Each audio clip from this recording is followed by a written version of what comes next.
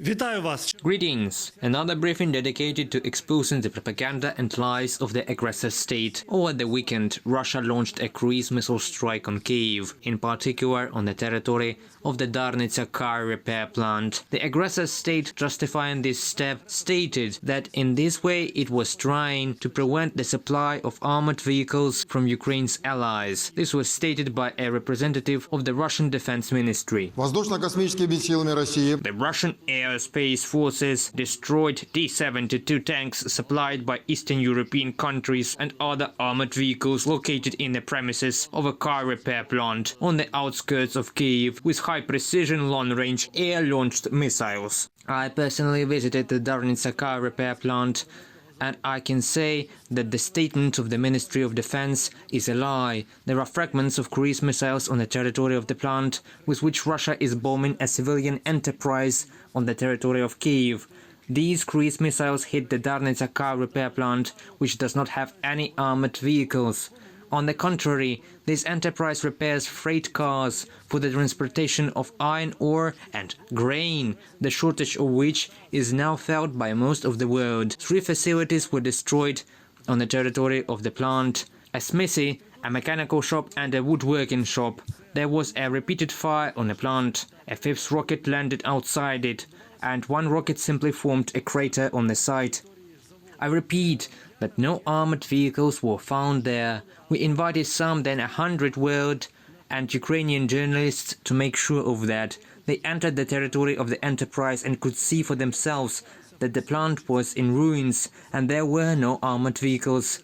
Functioning shops remain on the territory of the enterprise. We opened their doors too. Everyone could make sure that there are no tanks there either. We will make every effort to restore the enterprise as much as possible due to the numerous destruction of cruise missiles fired from the Caspian Sea basin, which flew around half the world and hit the territory of Kyiv.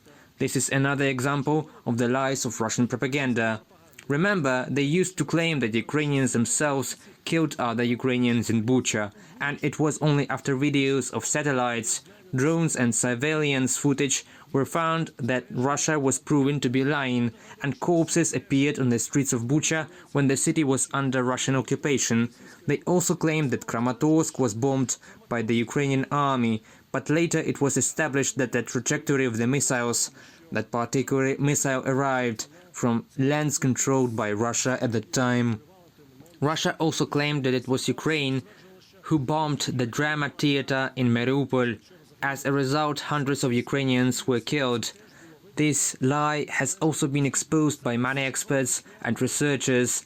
Now their next fake is that there were armored vehicles on the territory of the Darnytsia Car Repair Plant and that this was the target of Russian cruise missiles.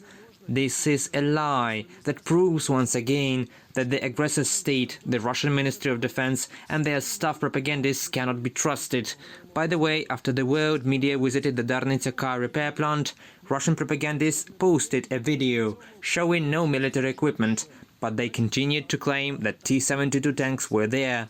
In particular, the following message appeared: "This is what the Darnytsia train repair plant looks like," showing the plant in ruins. It further reported that the Russian armed forces on the outskirts of the Ukrainian capital destroyed T-72 tanks and other armored vehicles. That is, even when the video contradicts what the propagandists say, they still continue to lie. Пішли далі. Росія намагається використовувати європейських політиків. Going further, Russia is trying to use European politicians to justify its aggressive actions against Ukraine and put pressure on European leaders through these politicians to try to lift sanctions against Russia. In particular, from the deck of those whom Russia has previously used in its active aggression on the world stage was Silvio Berlusconi, who said in an interview that the war in Ukraine must end with a compromise, the cost of which for Ukraine will to give up its territories. Italian former Prime Minister Silvio Berlusconi said that the crisis in Ukraine is an alarm bell for the present and future of the world. Russia is isolated from the West, but the West is isolated from the rest of the world. Silvio Berlusconi called Vladimir Putin his friend for decades and personally visited Crimea after its annexation. In particular, in September 2015, Berlusconi met in Crimea with Putin, who even treated Berlusconi with a 1775 wine from the Massandra collection.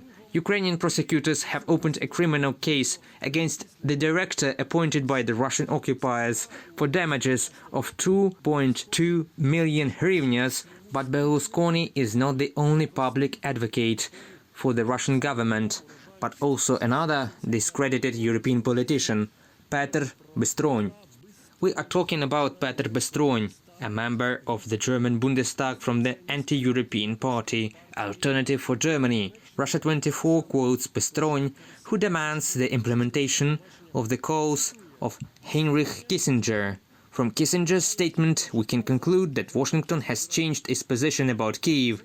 According to Kissinger, allegedly the United States has already achieved what they wanted, therefore they are not interested in continuing the conflict. The German politician also drew attention to the fact that Kissinger's words contradicted the opinion of a number of his Western European colleagues. Let me remind you who Petr Bystron is. This is a politician who has not very positive pages in his past, connected with the support of the ultra-right and neo-Nazis in Germany, who visited Viktor Medvedchuk after a criminal proceeding for treason was opened against him in Ukraine. Therefore, the use of Bystron in this context once again confirms that Medvedchuk has long been integrated into Russian politics and uses the same agents for influence as Russia itself. Also, a number of substitute benches that Russia can use for its propaganda among European politicians is quite short if they return to the same discredited person again. And finally, another example of the use of the neo-Nazi practices by Russia is the use of children in order to justify its aggressive war against Ukraine. Earlier, I already told you about the boy Alyosha from Belgorod, who meets tanks with flowers, who was depicted on a chocolate wrapper and became the hero of murals.